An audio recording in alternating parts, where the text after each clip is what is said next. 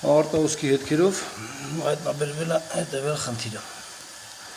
Հեսա դիտարկում ենք այս կողմից, ունենք սենց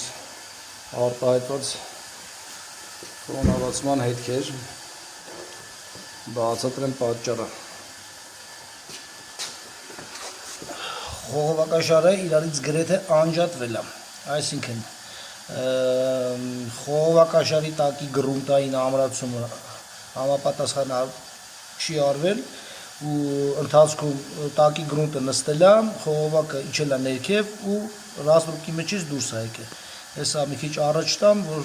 ակնհայտ երևա ոնց է թեքվել խողովակը։ Իրանից 1.40 հեռավորության վրա արդեն խողովակաշարը ամբողջովին ջրով լցված է։